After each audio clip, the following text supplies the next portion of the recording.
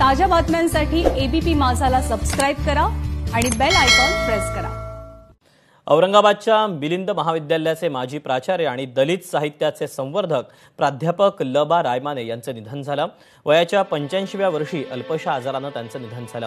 त्यांच्या इच्छेनुसार कुठलेही विधी न करता केवळ सामूहिक बुद्धवंदना म्हणून त्यांचा मृतदेह शासकीय वैद्यकीय महाविद्यालयाकडे सुपूर्द करण्यात येणार आहे। त्यांच्या निधनामुळे दलित साहित्य चळवळीत हळहळ व्यक्त केली जाते। आपल्यासोबत राम दोतोंडे आहेत, साहित्यिक आणि कवी। राम सर, आज रायमाने सर आपल्यात नाहीत, आपल्या भावना?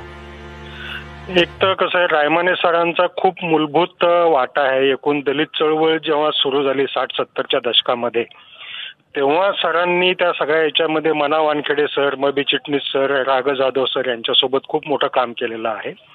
मिलिंद कला महाविद्यालयात त्या काळामध्ये, आता फरक पडला, परंतु त्या काळामध्ये जे विद्यार्थी होते ते अतिशय बिकट परिस्थितीतून यायचे। त्या सगळ्या विद्यार्थ्यांना या शिक्षकांनी, म्हणजे रायमाने सर असतील, डोळस सर असतील, आमचे जिल्टे सर असतील, या स्वतःच्या मुलासारखं वाढवलं आणि अनेक मुलांना त्यांनी मार्गी लावलं याच्यामध्ये।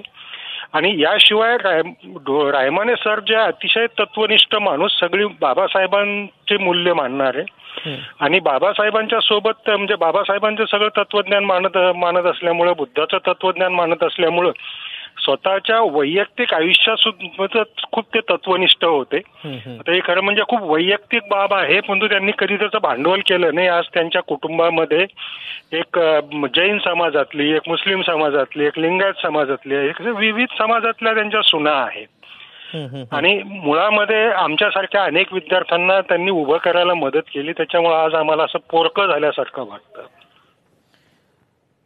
दोतोंडेजी, धन्यवाद, आपण आपल्या भावना व्यक्त केल्यात याबद्दल।